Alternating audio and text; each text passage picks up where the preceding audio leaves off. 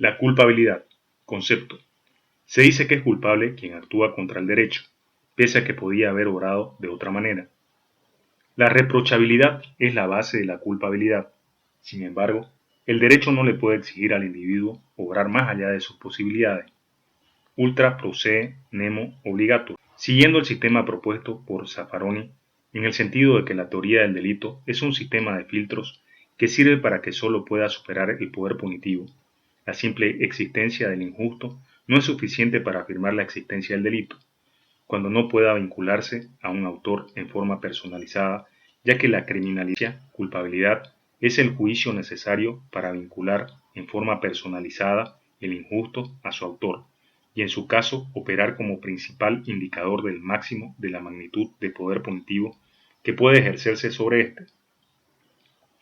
Este juicio resulta de la síntesis de un juicio de reproche basado del hecho, formulado conforme a elementos formales proporcionados por la ética tradicional, con el juicio de reproche por el esfuerzo de la gente para alcanzar la situación de vulnerabilidad en que el sistema penal ha concretado su peligrosidad, descontando del mismo el correspondiente a su mero estado de vulnerabilidad, el que con arreglo al ordenamiento jurídico puede proceder de otra manera a como lo hizo, es decir, que pudo abstenerse de realizar la acción típicamente antijurídica.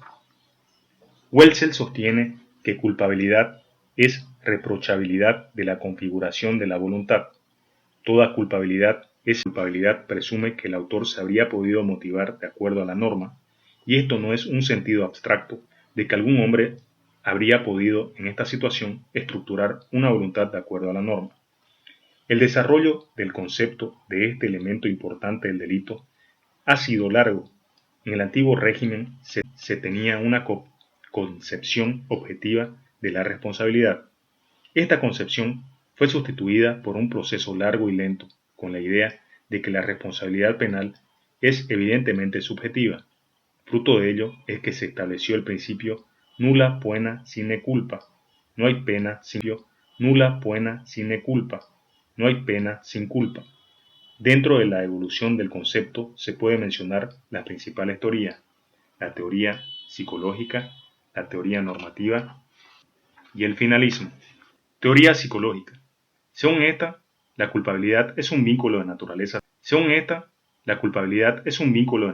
Psicológica que enlaza al autor con su acto, siendo el dolo y la culpa las formas de presentación de esta relación psicológica, constituyendo la imputabilidad el presupuesto.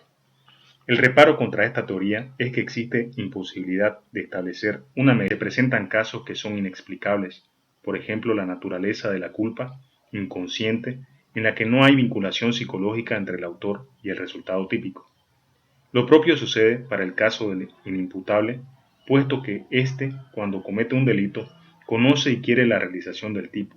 Sin embargo, nadie de esta teoría se llega a la conclusión de que existe el vínculo psicológico, lo que resulta inadmisible. Se hizo también observación de que el estado de necesidad disculpante no era explicable con esta teoría, ya que si la culpabilidad no abarca más que la suma de dolo e imprudencia, y estos consisten en la producción con resultado, sigue siendo incomprensible cómo podría ser excluida la culpabilidad por estado de necesidad. Teoría normativa. Según esta, la culpabilidad no es un vínculo psicológico, sino un juicio normativo de valor. Culpabilidad es reprochabilidad de una conducta antijurídica según libertad. Reprochabilidad de una conducta antijurídica según libertad, fin y significado conocido o conocible. Para esta teoría, la culpabilidad tiene los siguientes elementos: la imputabilidad, es decir, capacidad de ser culpable, sujeto de reproche, la normalidad mental del sujeto.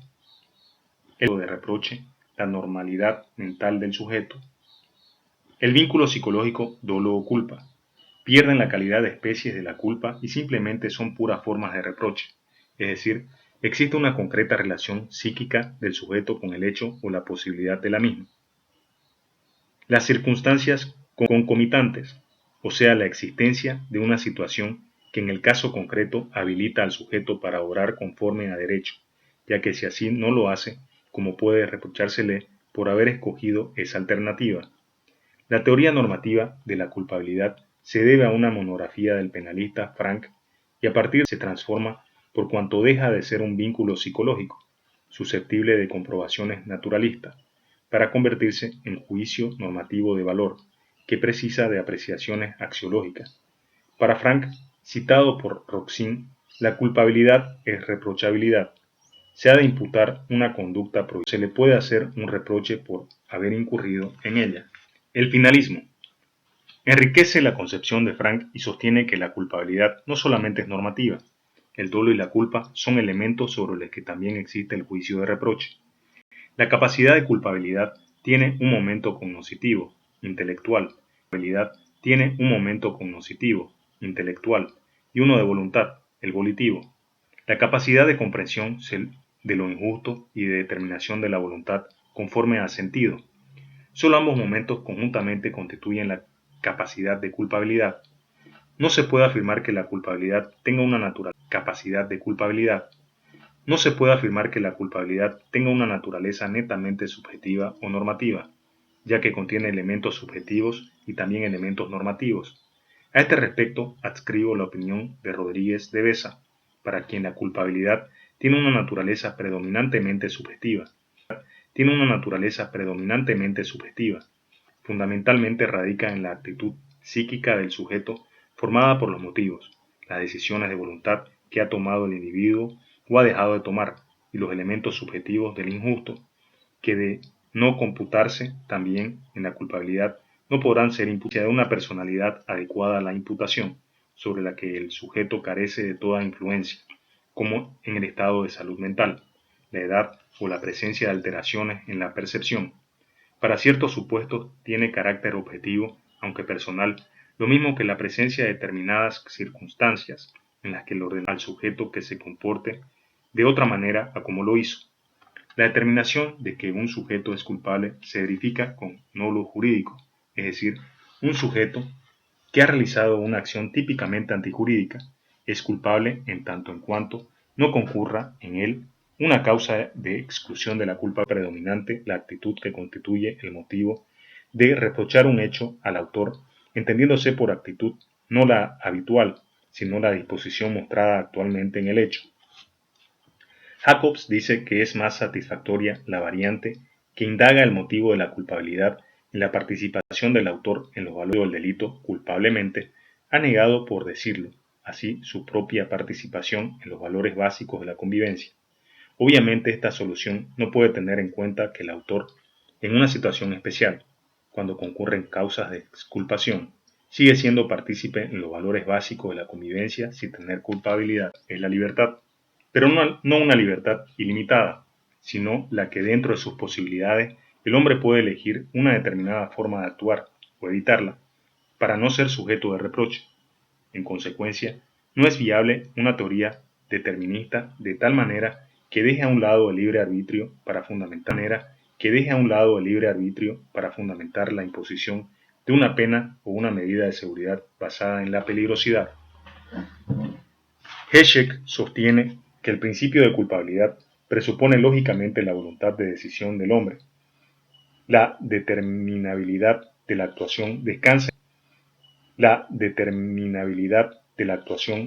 en la capacidad del hombre de controlar los impulsos que sobre él inciden, de dirigir su decisión según contenidos de sentidos, valores y normas. Es necesario hacer énfasis en que el concepto de libertad no es lo mismo para el derecho que para la filosofía. No es pertinente que en derecho penal se exija un concepto abstracto de libertad.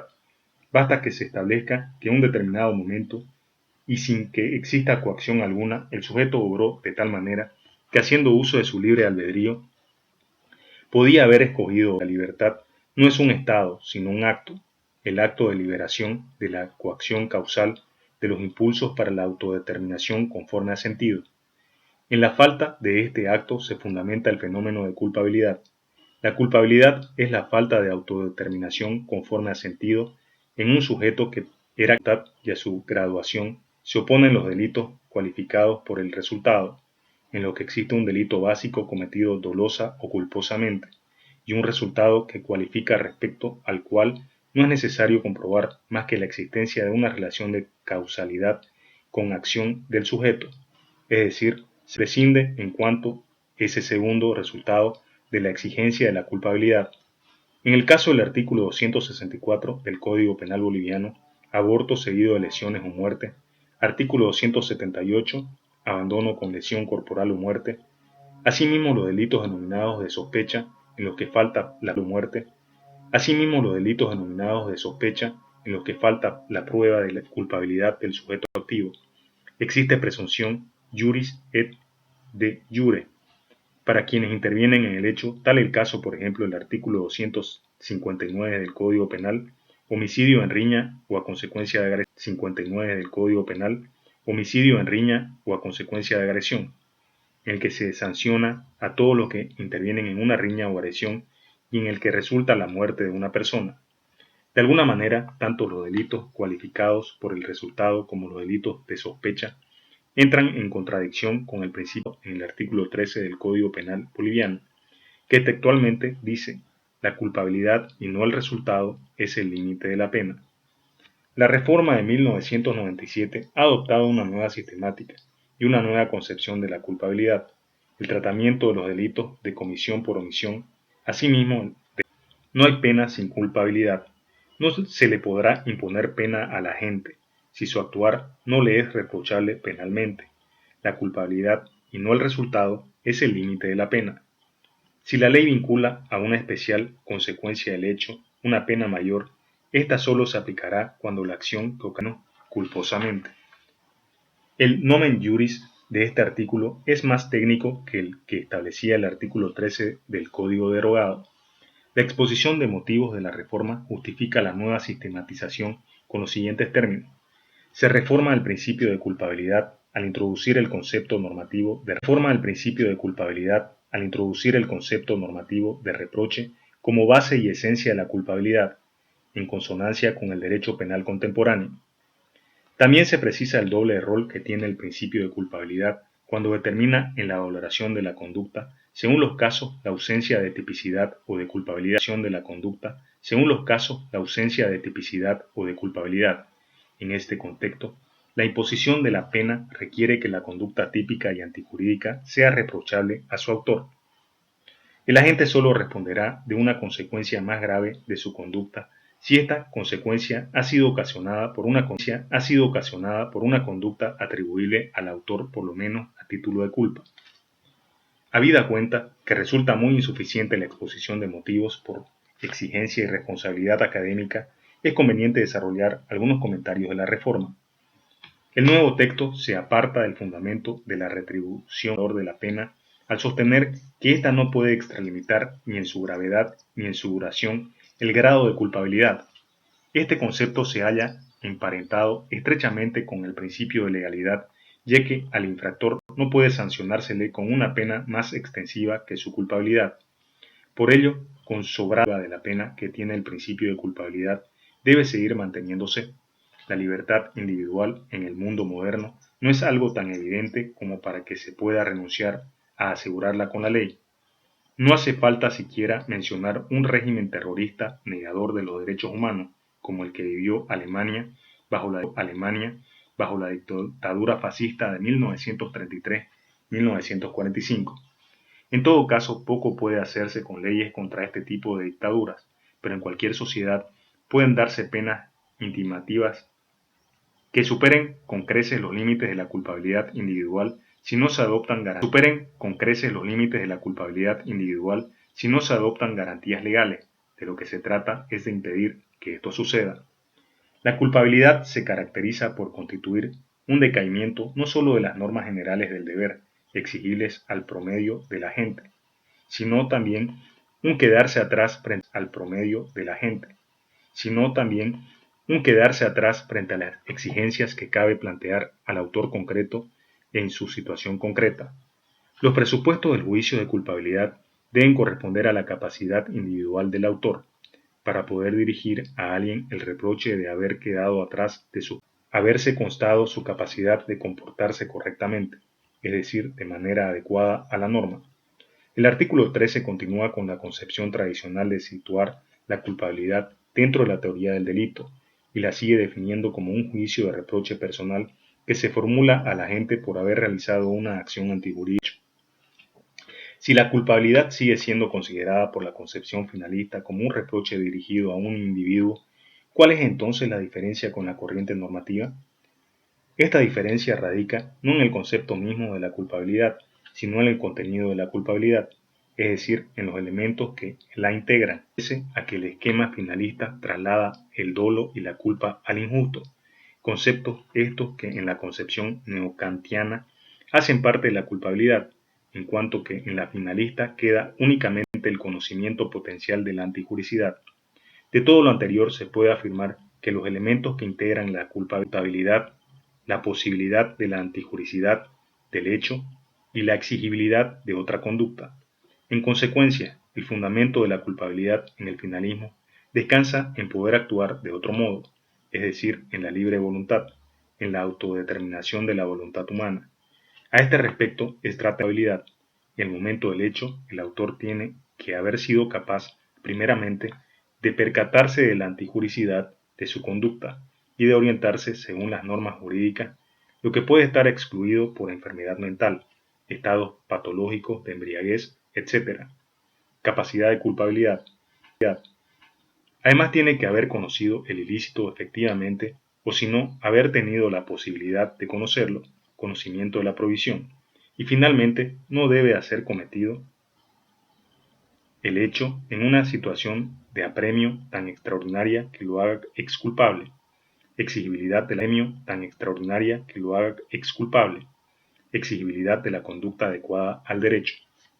Tanto la teoría normativa de la culpabilidad como la finalista se estructuran, en definitiva, en torno a las siguientes ideas básicas. El hombre es un ser libre. El individuo, pese a estar en posibilidad de obrar de otro modo, libre. El individuo, pese a estar en posibilidad de obrar de otro modo, contraviene el ordenamiento jurídico penal.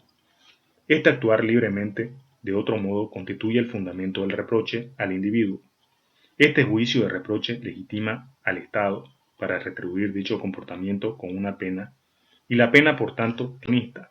Sin embargo, no hay que olvidar los fines de la prevención general y especial. En mérito a estas distinciones podemos decir que para analizar la culpabilidad es necesario la presencia de los siguientes requisitos: el conocimiento de la antijuricidad, la imputabilidad y la exigibilidad dentro del contenido de la provisión por falta de capacidad de motivación o por hallarse en una determinada situación en la que no le era exigible una conducta distinta, no puede ser motivado por la norma o la motivación se encuentra gravemente alterada. No existirá la culpabilidad y por tanto el autor, pese a realizar un comportamiento típico y antijurar una pena por parte del Estado. El fundamento material de la culpabilidad radica en aquellas facultades que permiten al individuo motivarse por la norma penal y participar así por el resto de la colectividad en condiciones de igualdad de una vida común, pacífica y jurídicamente organizada. Esa capacidad que tiene el hombre de y jurídicamente organizada. Esa capacidad que tiene el hombre de autorregular su conducta conforme a lo exigido por el ordenamiento jurídico es la que permite atribuir a éste un determinado comportamiento típico y antijurídico, y hacerle responder penalmente por la comisión del mismo. La culpabilidad hoy por hoy es imprescindible para la comisión del mismo. La culpabilidad hoy por hoy es imprescindible como categoría autónoma dentro de la teoría general del delito, pues cumple importantes funciones, sirve como fundamento y límite de la pena y como garantía del individuo frente al poder punitivo del Estado. Delitos de comisión por omisión. Antecedentes nacionales. En la legislación penal boliviana aparece plasmado por escrito la definición de delitos de comisión por omisión. En el artículo 13 bis del Código Penal de 1997, en los siguientes términos: los delitos que consistan en la producción de una remisión cuando el no haberlos evitado por la infracción de un especial deber jurídico del autor que lo coloca en posición de garante, equivalga según el sentido de la ley a su causación. Es lamentable que no se pueda conocer las razones de la inclusión del artículo 13 bis, salvo la breve mención de motivos que literalmente dice: para evitar situaciones de impunidad o la aplicación de una pena muy reducida, en relación a la gravedad del hecho y de la culpabilidad del autor, se introduce el delito de comisión por omisión. De esta manera, la ley sanciona con la pena señalada en un tipo activo a un bien jurídico ajeno respecto al cual se encuentra en posición de garante. El Código de 1834 hacía mención a la división de los delitos de comisión y los de omisión.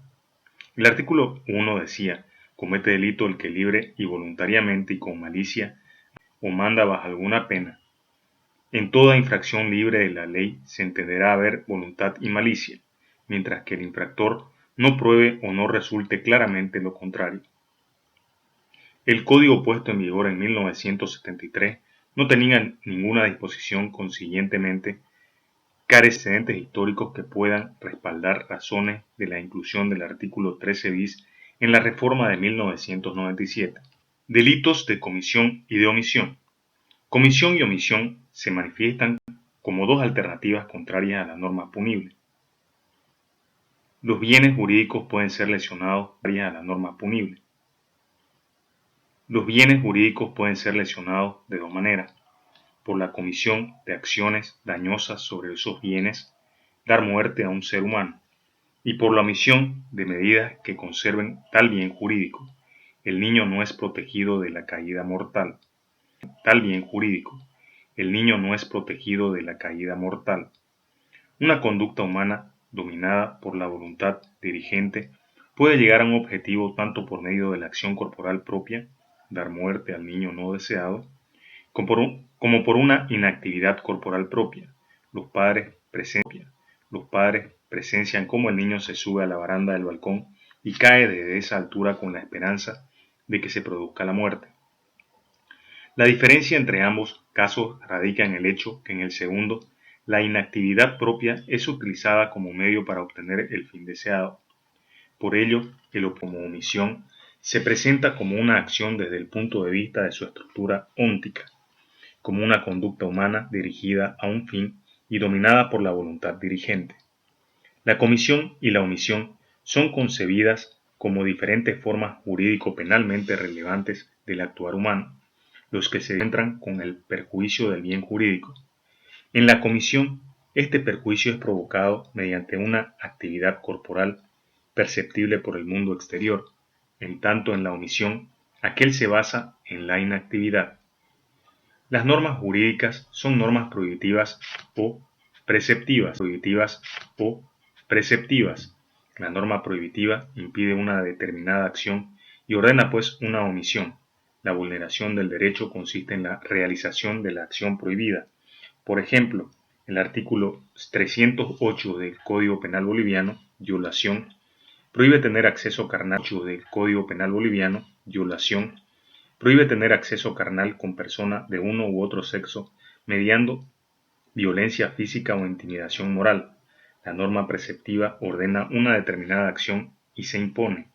Por consiguiente, un hacer positivo, por ejemplo, el artículo 262 del Código Penal Boliviano, omisión de socorro, que ordena prestar socorro o asistencia a las víctimas. La infracción del derecho consiste entonces en la omisión de este precepto. Todos los delitos de omisión, sean propios o impropios, constituyen el boliviano de 1834 describía un delito de omisión propia en el artículo 578 y literalmente decía: todo el que pudiendo hacerlo sin perjuicio ni riesgo suyo, no prestare el socorro que esté en su arbitrio, o cualquier persona que se halle herida, maltratada, acometida por que requiera auxilios de la humanidad, será reprendido y sufrirá un arresto. En opinión dominante, que en los delitos de omisión la conducta no consiste en no hacer, sino en no hacer algo. Si en los delitos de comisión la actividad equivale al facere y la inercia al nihil facere, la omisión en cambio no es el nihil facere, sino el non facere quod debetur. Acción y omisión no son, por tanto, dos formas ontológicamente distintas del comportamiento humano, sino dos subclases independientes del comportamiento humano, del mismo, susceptibles de ser regidas por la voluntad final. Welzel realiza una conceptualización desde la óptica de la acción finalista y dice: Junto a la acción aparece la omisión como una segunda forma independiente. Junto a la acción aparece la omisión como una segunda forma independiente dentro de la conducta humana, susceptible de ser regida por la voluntad dirigida por el fin. Existen normas jurídicas que ordenan efectuar acciones para la producción de resultados socialmente deseados o para evitar aquellos socialmente indeseados. La omisión está referida necesariamente a una acción. No existe una omisión en sí, sino solo la omisión de una acción determinada. Por lo tanto, la omisión no es un mero concepto negativo, sino uno limitativo. Es la omisión de una acción poder final del hecho. Gimbernat Ordeic dice: la omisión es un concepto desvalorado y cuando esa desvaloración tiene un contenido específicamente jurídico penal, la omisión se convierte en omisión típica. En el mismo sentido se pronuncia el profesor Ceresomir cuando afirma que la omisión, es decir, la no realización de una acción finalista que el autor podía realizar en la situación concreta. De todo lo anteriormente citado, se puede establecer que el derecho penal no solo contiene normas prohibitivas, sino también normas imperativas, que ordenan acciones cuya omisión puede producir resultados socialmente nocivos. Constituye la esencia de los delitos de omisión. Lo que el legislador castiga en esto es la no realización de la acción mandada. La omisión social y jurídicamente relevante está referida siempre a una acción determinada, cuya no realización constituye su esencia. No existe una omisión determinada, el realizar la acción. Si no existe esa posibilidad, no puede hablarse de omisión. El paralítico no puede omitir la salvación de una persona que se está ahogando en el río. En este sentido, Rodríguez de Besa dice: los delitos puros de omisión consisten en no hacer algo.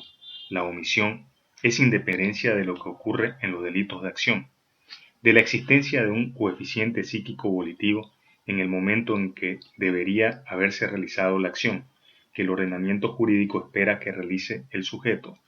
Ciertamente que ese coeficiente psíquico puede darse y de hecho se da en muchas ocasiones, pero el psíquico puede darse y de hecho se da en muchas ocasiones, pero también hay delitos de omisión por olvido, en los que la ley penal mantiene sus exigencias, pues estaba en la voluntad del sujeto, dependía de su voluntad. El haber realizado la acción que de él se esperaba. El haber realizado la acción que de él se esperaba. La equiparación del omitir al actuar no puede hallarse por el camino de la relación de causalidad, porque ésta no puede establecerse sino entre dos fenómenos físicos de carácter positivo, ex nihilo nihil. Delitos de comisión por omisión, denominados también de omisión impropia, son todos aquellos delitos en los que no se evita un resultado típico por la infracción de un deber jurídico del autor que lo coloca en posición de garante y que equivale a su causación. Este concepto ha tenido una elaboración de más de 2 siglos, el deber de actuar y las fuentes de posición de garante. La mayoría de los escritores señalan como el primer penalista que elaboró y discurrió este concepto al alemán Luden, quien en 1840 analizó los delicta commissiva per omissiones. Solo es la acción positiva que el hombre realiza mientras omite la acción que debería haber realizado. Este autor es el primero en distinguir entre los delitos de omisión en un sentido propio y delitos que son cometidos a través de comisiones omisivas que consisten en la lesión de un derecho ajeno. Posteriormente, en la lesión de un derecho ajeno. Posteriormente, Edmundo Mesger afirmó que todo delito de omisión tiene su fundamento en una acción esperada. Sin esa acción pensada, no hay acción alguna en sentido jurídico. Con ello logra la completa doctrina de delitos de omisión. A propósito de esto, Silvio Ranieri dice que no es una acción esperada, sino ordenada por una norma de derecho. Ježek hace la diferenciación entre los delitos de omisión propia e impropia en los siguientes términos. Lo correcto es ver en los delitos de omisión hechos punibles que se agotan en la no realización de una acción exigida por la ley. Mediante la acción exigida, debe evitarse un resultado valorado objetivamente por el ordenamiento jurídico, pero el legislador no tiene un deber para el omitente, ni tampoco, por tanto, la producción de un determinado resultado en elemento del tipo. Los delitos de omisión propia constituyen la contrapartida de los delitos de mera actividad. Ejemplo, en el caso boliviano, el artículo 178 del Código Penal boliviano, estando en razón de su cargo obligado a promover la denuncia o persecución de delitos de delincuente, dejare de hacerlo sin exigirle que impida el hecho. El artículo 262 del Código Penal boliviano, en caso de accidentes, todos deben prestar el auxilio con independencia de si ello puede determinar que se impida o no el resultado. Por ejemplo, la muerte del accidentado. En los delitos de omisión impropia, por el contrario, se impone al garante un deber de evitar el resultado. La producción del resultado se ve agravado con la responsabilidad jurídico-penal por el resultado típico. Con la responsabilidad jurídico-penal por el resultado típico. Los delitos de omisión impropia constituyen, pues, la contrapartida de los delitos de resultado. Es el caso de la madre que deja morir al hijo por inanición. Los delitos de comisión por omisión son delitos especiales propios. Los delitos de comisión por omisión son delitos especiales propios creados fuera de la ley. El resultado típico se imputa al garante que no ha evitado su producción, igual que si lo hubiese ocasionado mediante un hacer positivo. Aunque desde el punto de vista empírico solo mata quien causa la muerte, socialmente se entiende que también mata quien omite salvar la vida de otro, pudiendo hacerlo, y pese a hallarse respecto de dicha vida en posición de garante, no evita el resultado. Así socialmente se dirá que la madre ha matado a su hijo recién nacido, que muere por no darle a aquella alimento al tipo, y el garante que vulnera el deber de evitarlo se ve agravado con la responsabilidad jurídico-penal por el resultado típico. Según Heschek, la designación más acertada sería delitos de omisión simple y cualificada. Para Zaffaroni, delitos de omisión impropia son los que tienen una que se equipara. Sus autores son siempre calificados, pues la ley no se limita a construir tipos enunciando la norma deducida de modo imperativo, sino que debido a la mayor amplitud prohibitiva de esa formulación, limita el círculo de autores a quienes se hallan en una particular relación jurídica o situación típica. La posición de que los delitos de comisión por omisión son delitos especiales propios también las asume la profesora Cuadrado cuando sostiene que autor de un delito de comisión por omisión no puede serlo cualquiera, sino solo aquel sujeto que permanece inactivo, aquel que se encuentra en la posición fundamentadora del deber jurídico de garantía. En este sentido, los delitos de comisión por omisión son auténticos delitos especiales y la posición de garante realiza una función de relación de los sujetos que pueden realizar el tipo de comisión por omisión. Como se ha visto, existen dificultades para la explicación del concepto de delitos de comisión por omisión, denominados por otros delitos impropios de omisión. Parece que la opinión más aceptada es equipararlos a la acción en el sentido de la producción de un resultado. Sin embargo, también como se ha visto, existe un resultado.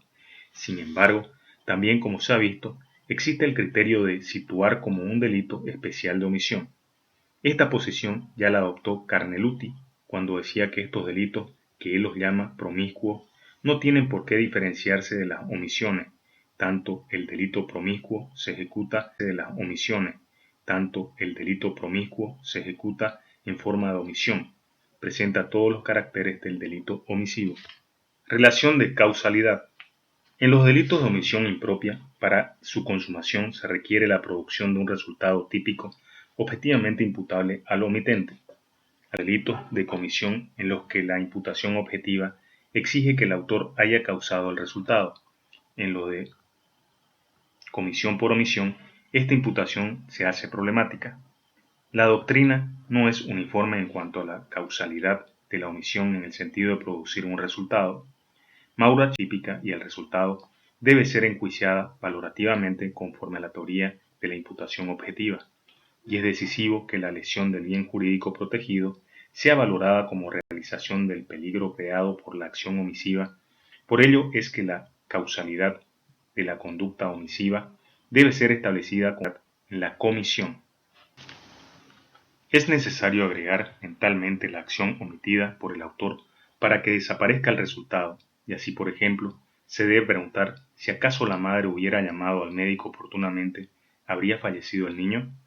Ante la respuesta afirmativa, la causalidad está presente el niño.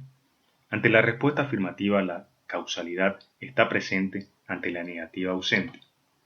Ježek afirma que la causalidad, como categoría del ser, requiere una fuente real de energía que sea capaz de desplegar fuerzas, lo que falta en la omisión ex nihilo fuerzas, lo que falta en la omisión ex nihilo nihil fit. Al derecho no importan las relaciones causales en el sentido de la mecánica, sino únicamente si la acción posible para el omitente hubiera evitado el resultado. La acción omitida se halla respecto del resultado producido en aquella relación ajustada a las leyes de la experiencia que implicaba la causalidad, en el hacer positivo cuando el hacer imaginando hubiera evitado el resultado, pero esto con cierta probabilidad. Por ejemplo, quien se niega en un incendio a arrojar a sus hijos del piso causa la muerte de los mismos entre las llamas, si por dicho procedimiento se hubiera conseguido con seguridad salvar sus vidas. Según Zaffaroni, en la estructura típica u omisiva no es exigida la causación. Lo que falta es el nexo de causación, justamente porque es reemplazado por el nexo de evidad. En la comisión, con la hipotética supresión de la conducta prohibida, desaparece el resultado, causación, en tanto que en la omisión se determina comprobando que con la hipotética interposición de la conducta prohibida desaparece el resultado, evitación. El nexo de evitación funciona en la tipicidad omisiva como el equivalente típico del nexo causación, siendo ambos formas típicas de revelar la causalidad a efectos de individualizar la conducta prohibida. Para Bacigalupo, individualizar la conducta prohibida. Para Bacigalupo, la relación que debe existir entre el resultado no evitado y la omisión no es una relación de causalidad, sino de una imputación objetiva. Dicha relación será cuando la acción omitida hubiera evitado la acción producida. Será cuando la acción omitida hubiera evitado la acción producida. Por ello, ya no se trata de afirmar la causalidad real de la omisión respecto del resultado, sino la causalidad potencial de una acción no llevada a cabo. Hoy no se pregunta si la omisión de las acciones de salvamento por parte del es la causa de la muerte del bañista que se ahogó. Se pregunta si la acción de salvamento que el guardavidas hubiera podido realizar en la situación concreta hubiera evitado la muerte del bañista.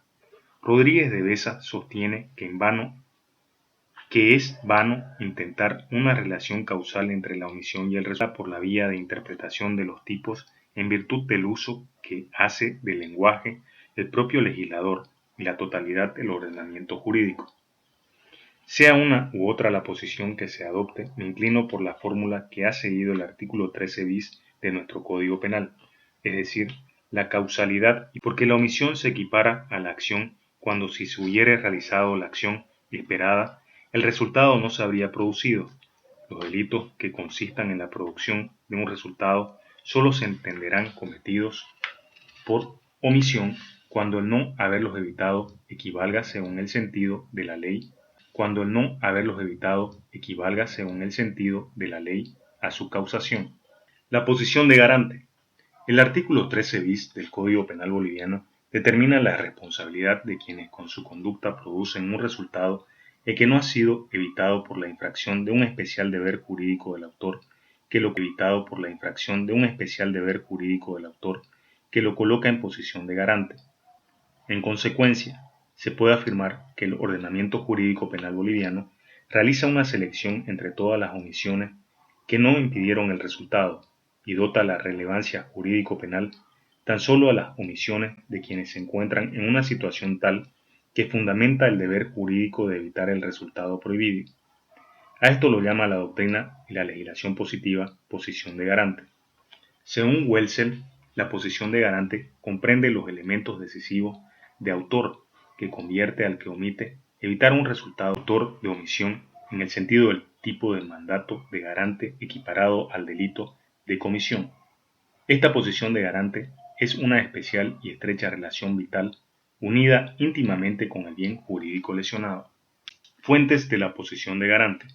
Hay distintas teorías que fundamentan la posición de garante. Como fuente de posición de garante, la ley, en cuanto se refiere a obligaciones familiares que imponen la obligación, asistencia y protección, padres a hijos. El contrato, que el sujeto esté obligado a vigilar la ejecución de las obras. Y la injerencia, es decir, la obligación que tiene para adoptar las medidas necesarias. Para evitar que se produzcan resultados dañosos, quien crea una situación de peligro. Zaffaroni señala también como fuente las relaciones en la sociedad o en la vida, por ejemplo, la no evitación del suicidio cuando exista deber especial de cuidado.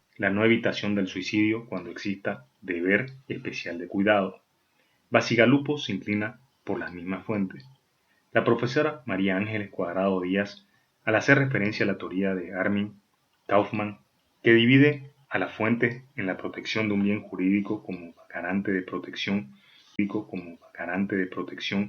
en el control de una fuente de peligros, garante vigilante, dice que estas fuentes deben complementarse con las fuentes formales y para ello se remonta a Feuerbach, quien situó el problema de la responsabilidad penal por omisión no en el plano causal, sino en el mal.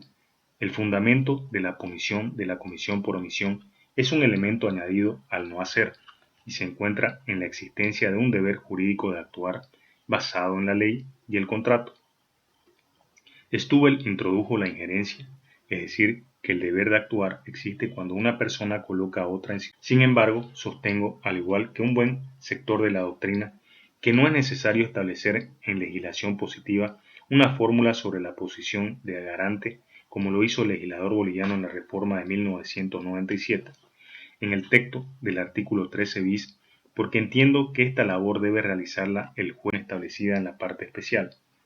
Considero necesario dar una vista panorámica a algunas de las principales teorías sobre la posición de garante. Según Maurach, solo es posible afirmar la existencia de una posición de garante en virtud de una fuente determinada, la que por razones de claridad debe surgir del canon clásico, la ley de peligro, la injerencia o incluso la combinación de varias de estas fuentes. Alguien debe ocupar la posición de protección de determinados bienes jurídicos o vigilancia de ciertas fuentes de peligro. Señala como fuentes la ley, que puede tener a personas determinadas en posición de protección o solo con el fin de vigilar determinadas. La de la comunidad conyugal de vida, la de los padres con los hijos, las que se fundan en fundaciones administrativas, la de dueños de restaurantes prohibidos de expender bebidas alcohólicas a menores o a personas reconociblemente ebrias. La libre aceptación, en algunos casos, la asunción contractual, Sin embargo, una vinculación del derecho penal a las reglas del derecho civil no ha logrado imponerse puesto que la dependencia y la obligación de evitación del resultado de los presupuestos contractuales civiles conduce a consecuencias impredecibles. Así, por ejemplo, no existe una posición de garante del empleado sobre la base del contrato de trabajo con el fin de protección del patrimonio del empleador ante un hurto en la empresa. Comunidad de vida y de peligro. Donde existan estrechas comunidades de vida donde surjan aún en forma pasajera comunidades de peligro, todos los pertenecientes a tales comunidades se encuentran obligados en el marco de la relación de confianza recíproca existente a la evitación de lesiones imputables de bienes jurídicos por parte de los demás, por ejemplo, familiar que habita un hogar común, incluidas eventuales personas del servicio doméstico no perteneciente a la familia. También fuera de comunidades familiares, es posible que la acogida en el hogar pueda dar lugar a una posición de garante del dueño de casa respecto de los bienes jurídicos de los huéspedes. También en los casos de comunidad se habla de homosexuales. Esta posición de garante solo puede ser fundada cuando exista una base de confianza suficiente. Por un hecho anterior, injerencia. Toda persona está obligada a evitar lesiones de bienes jurídicos cuando su conducta previa haya provocado el peligro de producción de este resultado. Por lo general, la injerencia es un hacer activo. Existen innumerados ejemplos, tales como el caso de la fabricación de municiones, obras de construcción. La posición llega al extremo de imputar responsabilidad al conductor de un vehículo que se comporta correctamente. Toma la posición de garante de la vida de un sujeto atropellado cuando éste completamente ebrio se haya puesto en el camino de aquel, caso en el cual para su sanción debe concurrir adicionalmente una inactividad actuante en el nivel de cuidado en relación con la muerte.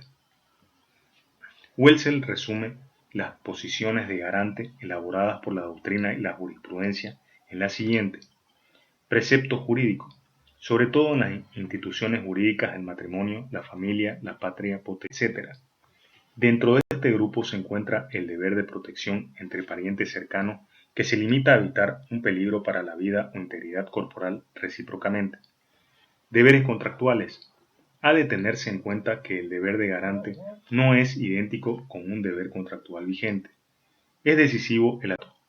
Se cita el caso, por ejemplo, de la nodriza contratada que no entra a ejercer su puesto contraviniendo el contrato. A pesar de la violación del mismo, no hay lugar a punibilidad si el niño se accidenta por falta de vigilancia. Además, tampoco depende de la eficacia jurídica del contrato.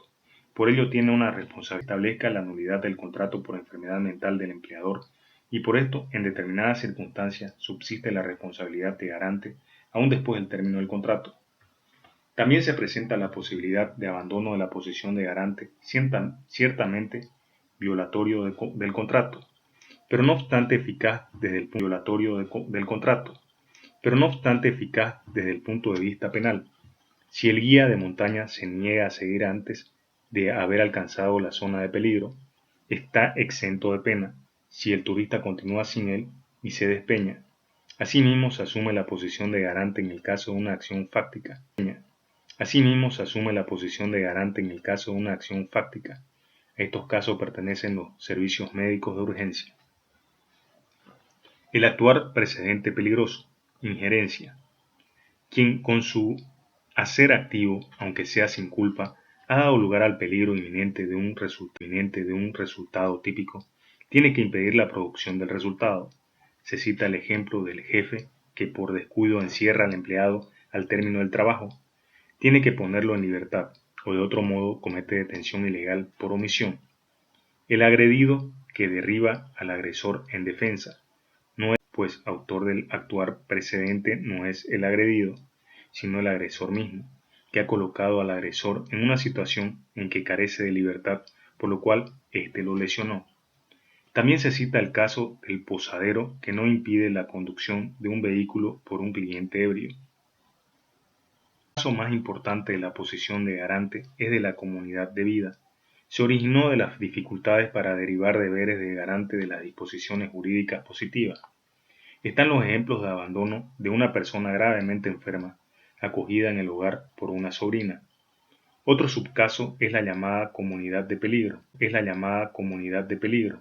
Ascensión común peligrosa a una montaña o servicio de ronda al enemigo. Un último subcaso lo constituye los deberes de aclaración en el ámbito de relaciones comerciales estrechas, en los cuales una parte depende en especial en la honradez de la otra.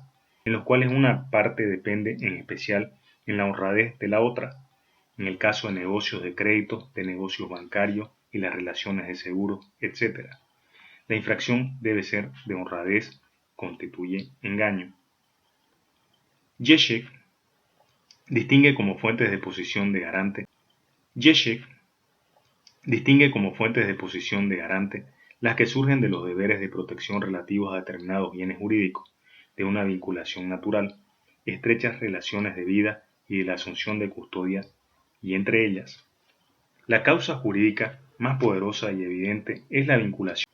Ejemplo, los padres están obligados a proteger la integridad física y la vida de sus hijos, que vivan con ellos.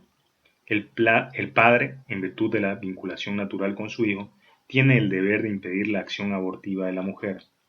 La mujer tiene la obligación de impedir un incendio en la propiedad del marido. Otra fuente de relaciones comunitarias que a causa de la confianza recíproca surgen relaciones de dependencia. Se corren riesgos mayores o se omiten otras medidas de seguridad. Se cita como ejemplo el guía de una excursión de montaña. Está obligado a proveer a los participantes que por debilidad no pueden seguir adelante mientras va en busca de ayuda. La admisión de personas necesitadas de cuidado en el propio domicilio convierte en deber jurídico la necesaria asistencia. Una tercera causa de la posición de garante es la asunción voluntaria a favor del que se encuentra en peligro. Ante este o un tercero. En especial importa aquí que otras personas, confiando en la disposición a intervenir expresada por el garante, se expongan a un peligro mayor que en circunstancias distintas o renuncien a otro tipo de protección, pues sólo en tales casos la asunción justifica una responsabilidad jurídica penal. Ejemplos: es garante quien no, como alpinista experimentado, debe guiar una excursión de montaña. Quien como médico debe tratar a sus pacientes también es garante. El posadero que concurrida a un cliente ebrio abandonándolo allí a su destino. Por el contrario, quien por amabilidad toma el volante en lugar del conductor embriagado, no tiene por qué impedir que durante una pausa en la marcha éste vuelva a conducir por sí mismo. Responsabilidad por determinadas fuentes de peligro, subdividir en tres subgrupos. El deber de garante por un hacer precedente peligroso se basa en la prohibición de lesionar a otro neminen laede. Quien produce una perturbación de aquel orden social de protección que se dirige a la evitación de lesiones de bienes jurídicos creado, no se convierta en un resultado físico. Ejemplo: para que concurra complicidad con falso testimonio por omisión, es preciso que se haya creado un peligro especial de la declaración falsa o que deje de ser propio del proceso el que no se encuentra en condiciones de conducir o ebrio. Debe haber sido colocado en una situación de mayor peligro. El conductor de un camión que contrariamente a su deber pone a otro en peligro de muerte debe buscar ayuda médica como garante. Existe un deber de garante para el control de fuentes de peligro que se hallan situadas en el interior del propio ámbito de dominio, y ello con independencia de si se ha asumido voluntariamente a custodia o concurre a ser precedente contraria al deber. Ejemplo: es garante quien asume como arrendador el deber de sembrar, quien acepta controlar los camiones de una empresa en cuanto a sus condiciones de seguridad para circular. Puede surgir también un deber de garante en relación a la actuación a terceras personas. Lo decisivo es la idea de que confía en que el obligado domine los peligros que procedan de la persona sometida a control. Ejemplo: los encargados de la educación deben cuidar de que los menores sometidos a su vigilancia no cometan hechos punibles. El personal de la prisión es responsable de que los presos no cometan delitos, cuya vida él mismo ha puesto en peligro faltando a su deber. Jacobs se explaya en señalar las fuentes de posición de garante y rechaza la teoría de las fuentes jurídicas porque no reporta más que una utilidad mnemotécnica. Divide a las fuentes de la posición de garante de acuerdo con su contenido, que no reemplaza a la fuente jurídica sino que la presupone, en aquellas que defienden un bien jurídico determinado contra procesos que afecten a su existencia. Deber de garante de protección y deber de garante de custodia, y las fuentes de vigilancia de una determinada fuente de peligro. Deber de garante de vigilancia de una determinada fuente de peligro. Deber de garante de vigilancia y deber de garante de aseguramiento. La protección por una persona es una vigilancia a favor suyo de los peligros que le amenazan, y vigilancia de una fuente de peligro es protección de las personas en cada caso, por ejemplo. Es protección de las personas en cada caso, por ejemplo. Es el salvavidas protector de todos los huéspedes ante peligros derivados del agua o vigilante de este peligro. Relevante es únicamente el establecimiento del fin de protección, es decir, que el salvavidas solo responde en relación con determinadas personas, no es garante de lo que se valoró con respecto a determinados peligros, no es garante de evitar las insolaciones. Otro sector de fuentes de la posición de garante son aquellas emanadas de deberes en virtud de responsabilidad por organización, y dentro de estas están el deber de garante de protección y el deber de garante de custodia. Existe también institucional, y dentro de esta señala el deber de garante de vigilancia. El conductor ha de evitar colisionar con los ciclistas que se aproximan a su vehículo tambaleándose por efecto de la embriaguez. El empresario ha de detener la actividad de sus obreros que se encuentran derribando un muro, personas que no han respetado el cerramiento reglamentario, y el deber de garante de aseguramiento. El comportamiento precedente es un acto de organización que da lugar a un peligro que obliga al aseguramiento al titular del ámbito del aseguramiento que se ha convertido en peligro. Jacobs, aseguramiento que se ha convertido en peligro. Jacobs, apoyándose en la casuística señalada por Heschek, consigna los siguientes ejemplos de deberes de aseguramiento. El titular de un vehículo debe impedir que se lo utilice si no está en condiciones de circular, si el vehículo tras un accidente constituye un obstáculo para la circulación, tanto titular como conductor, sin consideración a la culpa en el accidente, tiene que asegurar el vehículo, de modo que no lleguen a dañarse otros usuarios de la vía pública. El promotor y el constructor deben asegurar la obra. Las instalaciones que están abiertas al uso público ha de mantenerlas el propietario en un estado que excluya daños para los usuarios o para terceros. Ello se aplica especialmente también para las vías públicas.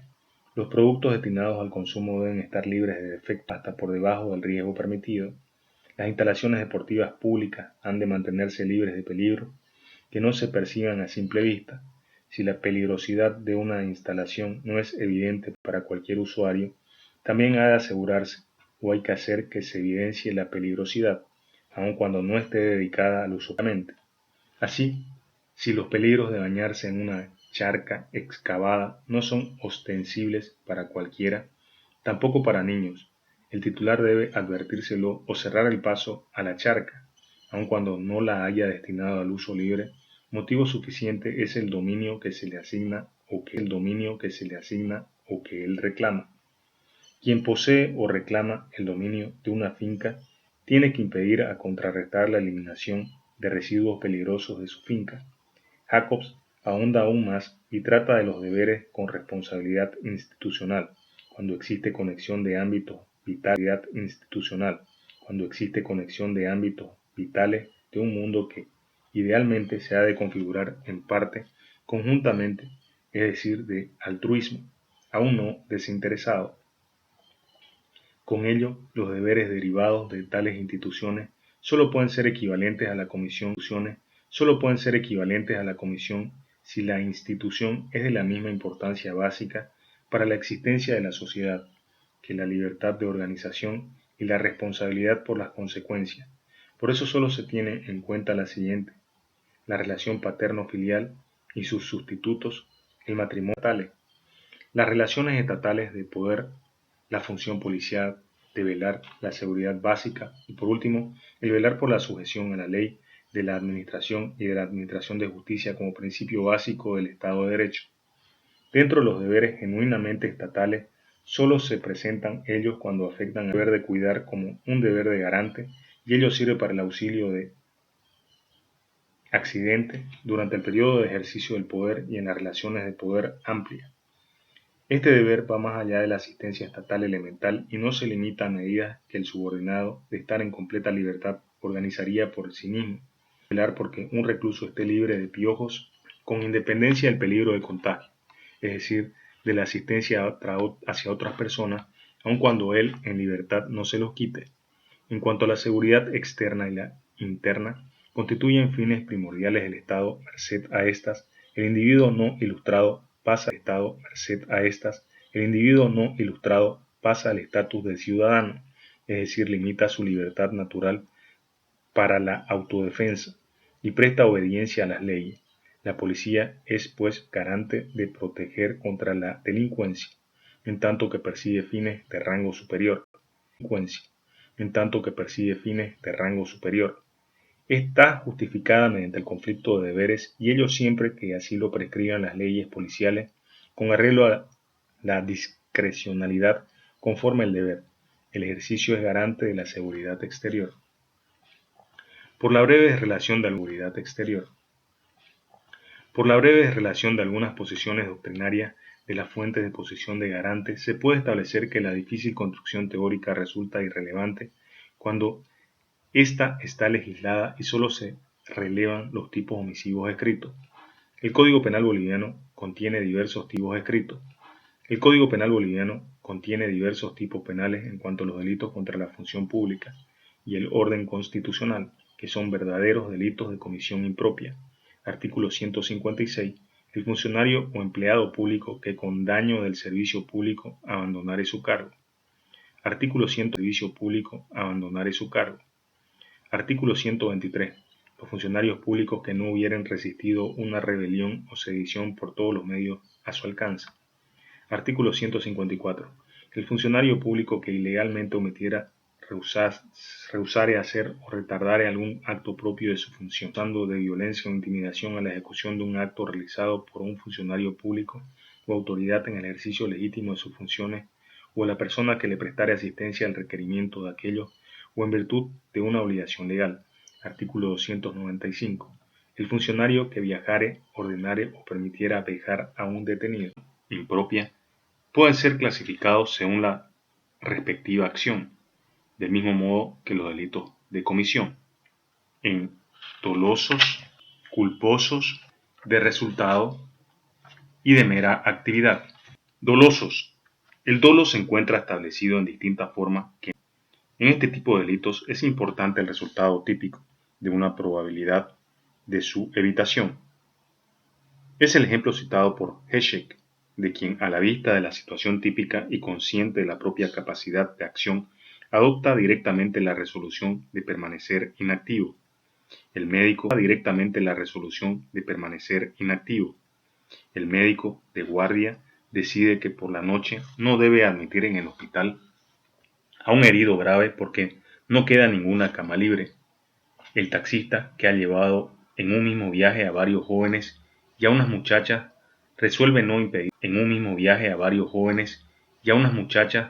resuelve no impedir un delito de violación que tiene lugar en su coche para no tener nada que ver con el asunto. Ricardo Núñez justifica el dolo en el sentido de que la responsabilidad del omitente por un resultado delictivo es una cuestión de tipicidad inherente a los tipos de los delitos de comisión, esto es, a los tipos que prevén un comportamiento contrario a una norma prohibitiva. Del análisis de todas las posiciones doctrinarias, se puede afirmar que existe omisión impropia, dolosa, cuando hay una acción esperada, es decir, que el sujeto tenga la posibilidad que esta acción pueda ser exigida para constituir omisión punible. Y de estos dos componentes debe tener conocimiento el autor. De esta manera se configura el dolo objetivo del tipo. Sin embargo, se pueden presentar algunas dudas que habrá que resolverlas en el caso concreto. Rodríguez de Besa de que para que exista un delito deben concurrir todos sus elementos en el momento de realizarse la acción. La precisión necesaria se consigue teniendo en cuenta que el delito no es una suma de varios factores componentes, sino un fenómeno global. Por ello, en estos casos dudosos, hay que tener en cuenta al jurídico penalmente relevante la intención del sujeto en los delitos dolosos.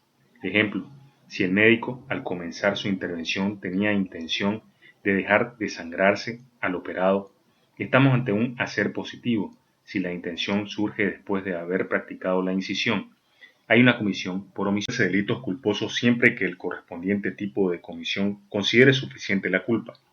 Hay que añadir que en estos casos coinciden de alguna manera el deber de garante y el deber objetivo de cuidado.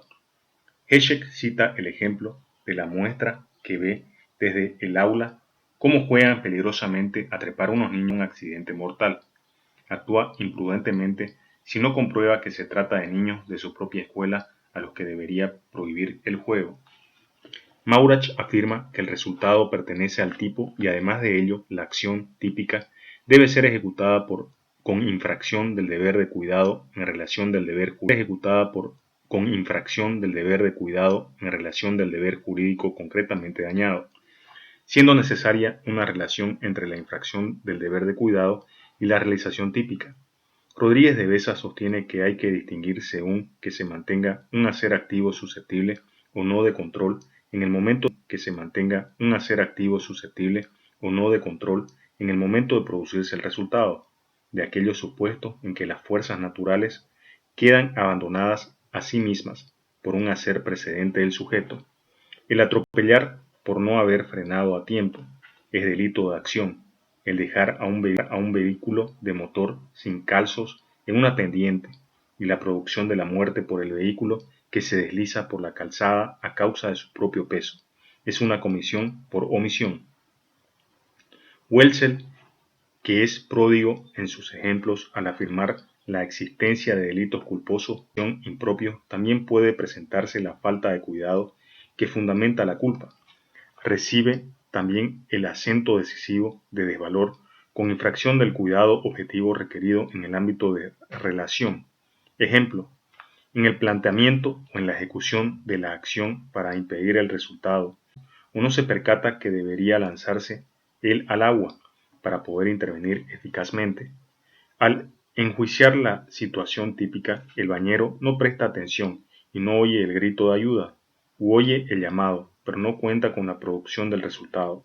Por ejemplo, porque cree que la persona que no sabe nadar puede ayudarse a sí misma en aguas no profundas. Por el contrario, no cabe considerar culpa cuando el omitente no ha reconocido su posición de garante. Si un padre omite salvar a un niño que es llevado por las olas,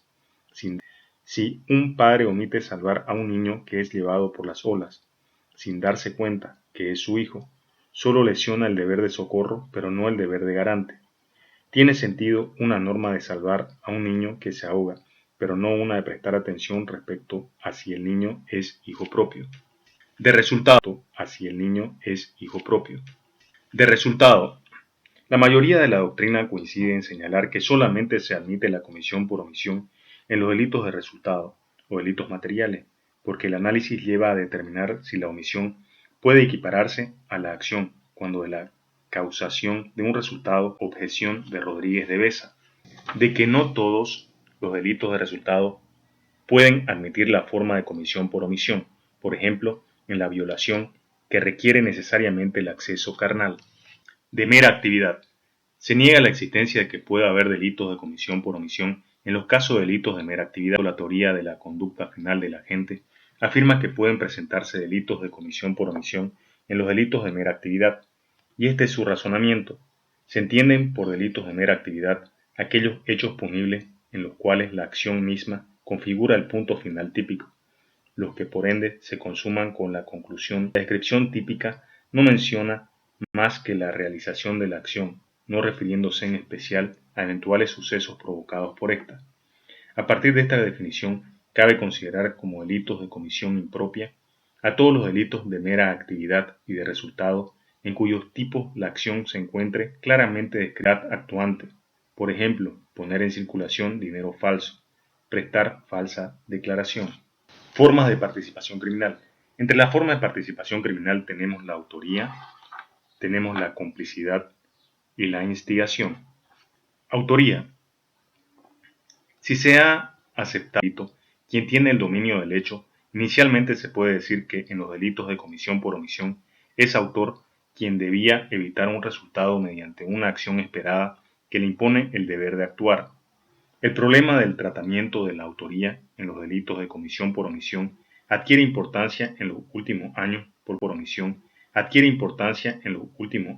por cuanto han sido considerados como delitos de comisión, siendo la fundamental diferencia que en las omisiones todas las lesiones de los bienes jurídicos se transforman en delitos de infracción de deber.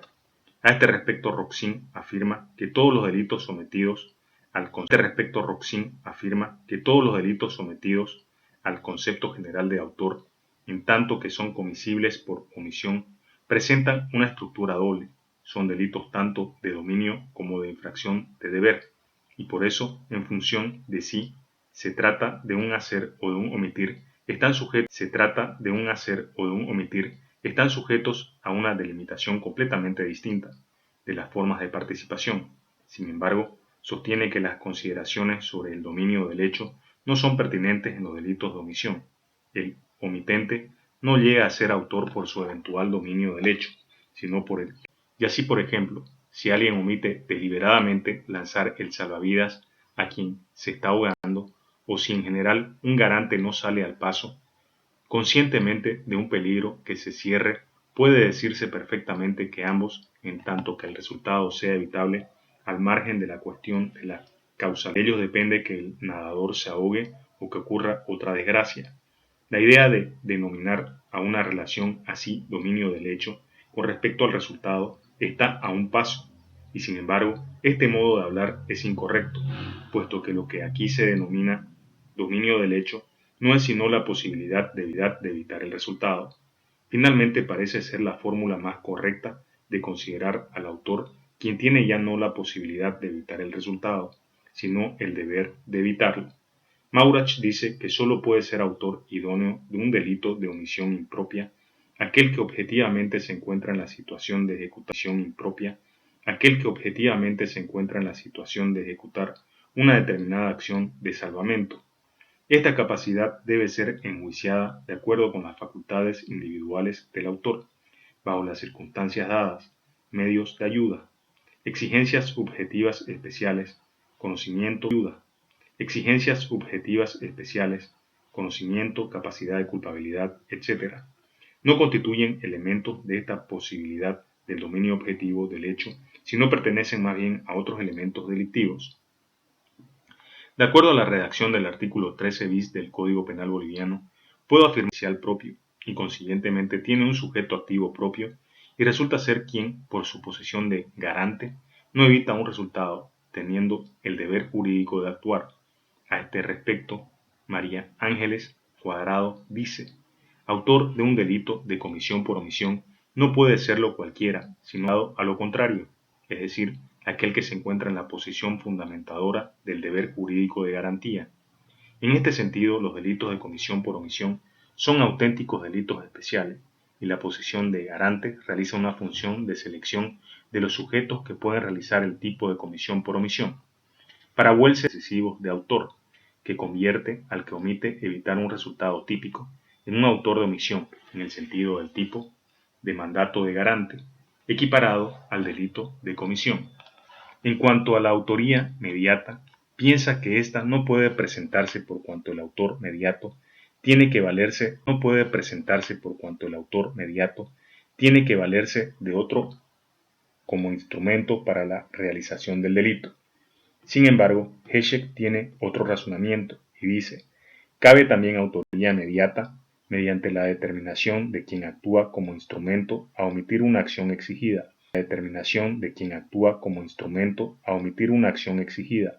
Así, cuando alguien impide, mediante coacción o engaño, el cumplimiento de su deber a quien se halla obligado y dispuesto a actuar. En este caso, el hombre de atrás asume por sí mismo la autoría del hecho mediante un hacer positivo, mientras que el instrumento queda inactivo bajo su influjo. Por el contrario, debe negarse la posibilidad de una autoría mediata del hombre de atrás cometida por omisión. Complicidad. Si partimos del concepto establecido en el artículo 23 del Código Penal boliviano, evita o coopera a la ejecución del hecho antijurídico doloso, en tal forma que aun si esa ayuda se habría cometido, o el que en virtud de promesas anteriores preste asistencia o ayude con posterioridad al hecho, podemos establecer que se presentarían dificultades para determinar esta forma de participación criminal. Heschek, realmente psíquica, por ejemplo, mediante el fortalecimiento de la decisión del omitente de permanecer inactivo. Respetuosamente discrepo de la opinión del maestro, porque creo que en ese caso lo que habría es una autoría. Y esta es también la opinión de Wells, quien sostiene: No hay participación en el delito de comisión por omisión. El agente que omite evitar la agresión al bien jurídico que tiene que proteger no es punible como cómplice de homicidio por omisión, sino como autor de omisión, pues él, con la capacidad de acción, tiene el dominio final del hecho para repeler al homicida. Instigación. El Código Penal boliviano, en el artículo 23, dice que es instigador el que dolosamente determine a otro a la comisión de un hecho antijurídico doloso. En los delitos de comisión por omisión, no creo que pueda presentarse el caso de instigación, porque cuanto la decisión de no evitar el resultado depende de quien tiene el deber jurídico de actuar, es impensable que pueda presentarse esta forma de participación criminal.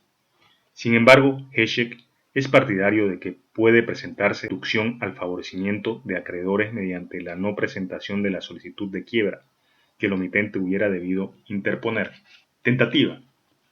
Según el artículo 8 del Código Penal boliviano, hay tentativa cuando se comienza la ejecución del delito mediante actos idóneos e inequívocos y no se consuma por causas ajenas. Excepto en los delitos de comisión por omisión, no se presentan los requisitos exigidos por nuestro ordenamiento jurídico penal, porque en realidad, como dice Welzel, se omitiría una tentativa inidónea de impedir un resultado típico, que de haber sido emprendida habría fallado necesariamente. La tentativa, a más tardar, debería haberla emprendido, si de acuerdo a su representación habría sido exitosa. Wessels tiene un argumento formidable sobre la tentativa en los delitos de comisión por omisión.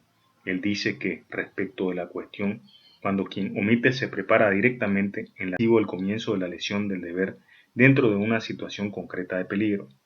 Si una madre quiere dejar morir de hambre a su hijito, la tentativa de homicidio comienza tan pronto como la privación de alimento perjudica en forma no insignificante el bienestar corporal del niño, o sea, toma el carácter de un daño a la seguridad a este momento si la madre lo abandona sin la asistencia correspondiente y se desentiende del suceso.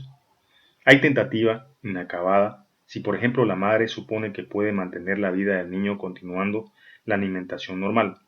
En cambio, hay tentativa acabada si la madre ya no cree poder lograr que el hijo ya debilitado se salve retomando su alimentación normal, sino tan solo recurriendo a la ayuda de médicos. Para Heschek, la tentativa resulta de considerable importancia. La punibilidad se determina expresamente en algunos de los casos previstos por la ley.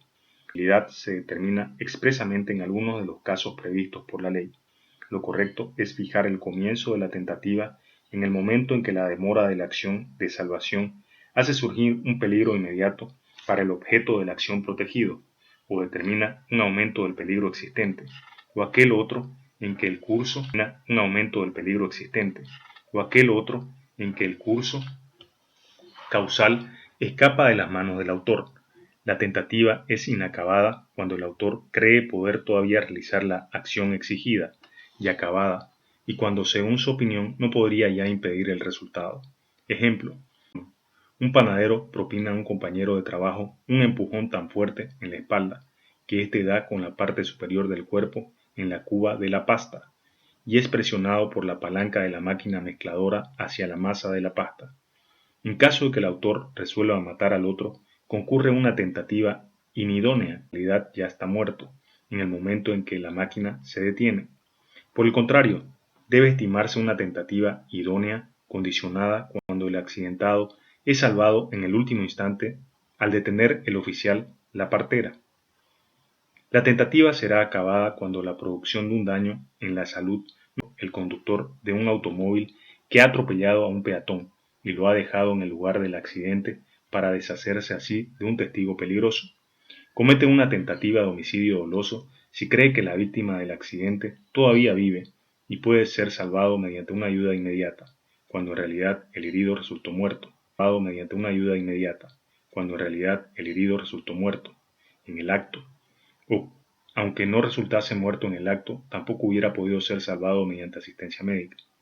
Cabe también el desistimiento cuando el omitente no realiza la acción exigida, pero en el último momento puede evitar el resultado. Es el caída, pero en el último momento puede evitar el resultado. Es el caso del conductor de automóvil que se aleja del lugar del accidente, pero reflexiona, regresa y lleva al herido al hospital, donde éste salva su vida. Culpabilidad. Si de acuerdo con la teoría finalista la culpabilidad consiste en la reprochabilidad que se le hace al autor por haber obrado de la manera como lo hizo en los delitos de comisión por omisión, se puede presentar el error excluyente del dolo acerca de la posición de garante y el error acerca de la obligación de garante que atañe a la conciencia potencial del ilícito. Cuando el error recae sobre la situación, orina la tipicidad dolosa de la conducta, sin perjuicio de que, en el supuesto de ser vencible, pueda dar lugar a la tipicidad culposa de ésta, con la condición de que se den todos los requisitos de este último. Hay error de prohibición cuando el autor desconoce la norma preceptiva que elimina la culpabilidad. A este respecto, me parece importante el análisis de Ježek, quien dice: el error de mandato afecta en los delitos de omisión como el error de prohibición, en los delitos de comisión, no al tipo sino a la antijuricidad, pues al tipo de delito de omisión impropia solo pertenecen los elementos de la posición de garante, no el deber de garante mismo. El deber del omitente puede referirse tanto a la norma prohibitiva jurídico-penal como al deber de garante.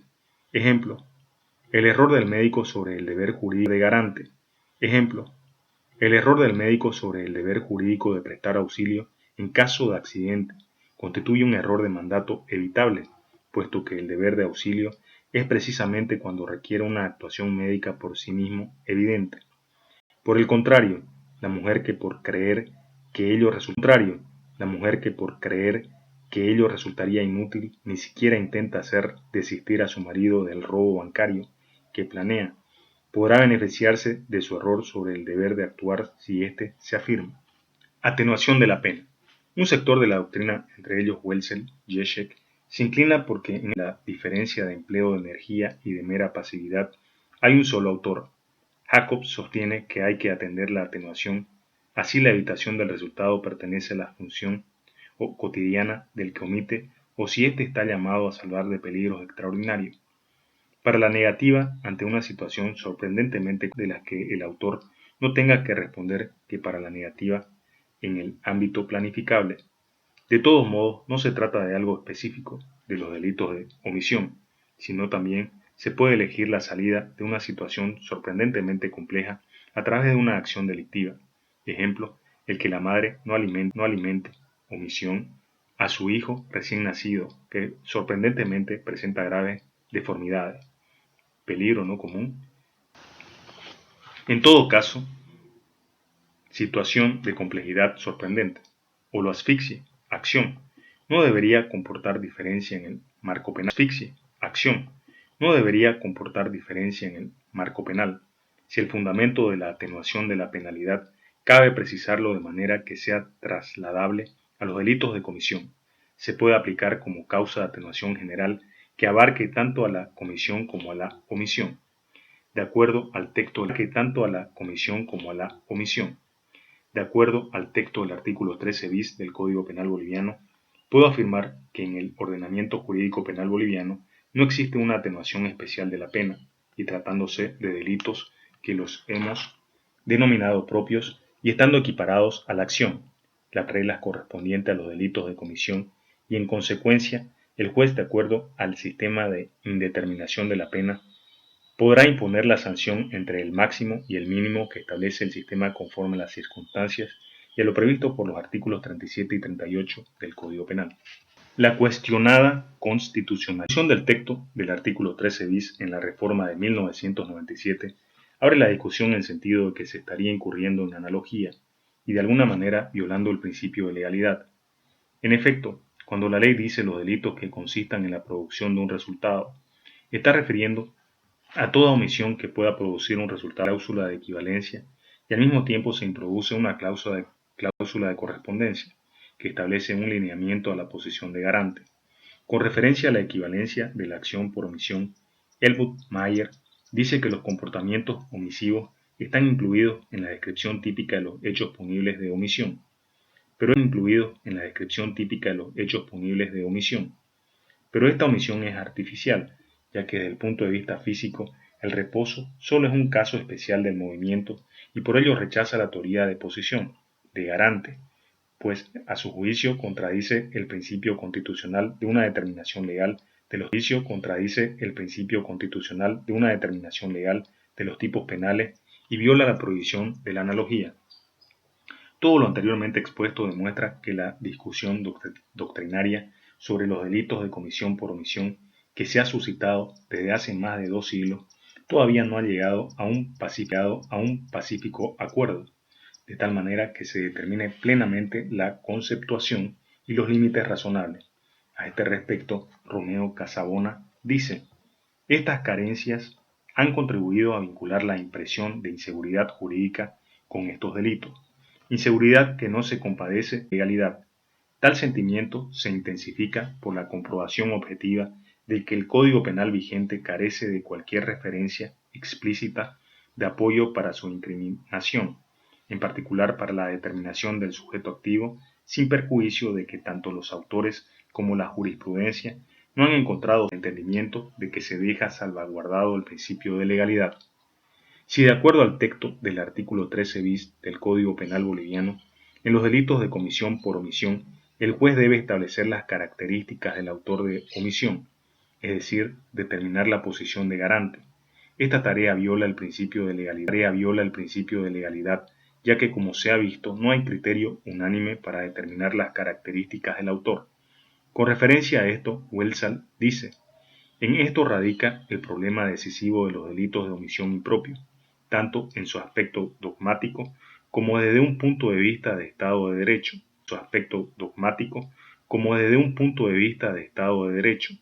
El principio nulla poena sine lege experimenta en estos casos una profunda limitación.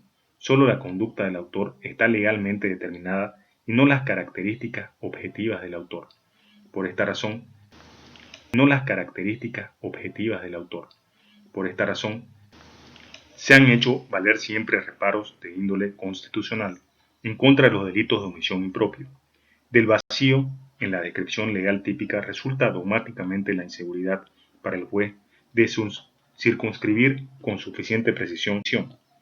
Esta dificultad dogmática no radica en la deficiencia de una ley determinada, sino en la naturaleza de la cosa.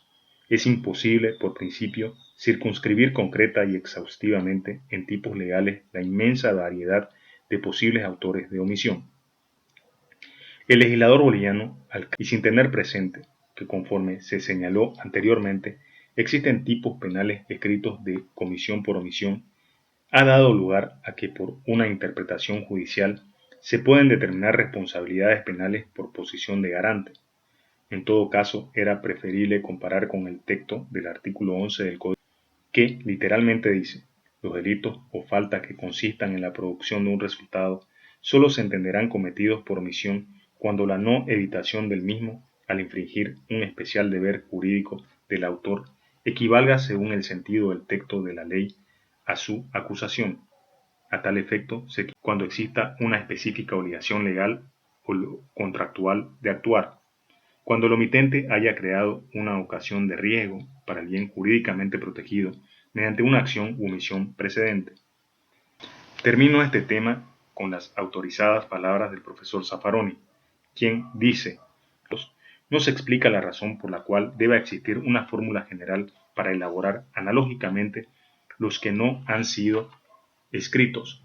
Los argumentos que se basan en supuestas dificultades de técnicas legislativas no tienen más sentido que los que se oponían al numerus clausus en los países que consagran. Un clásico ejemplo siempre recurrido es el de la madre que deja de alimentar al niño para que muera.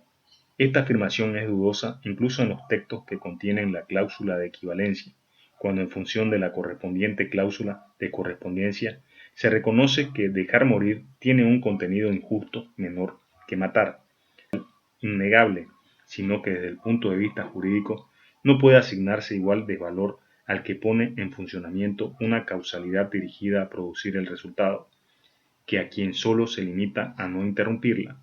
En consecuencia, tanto de la intuición del público como de la valoración jurídica, no puede afirmarse que es exactamente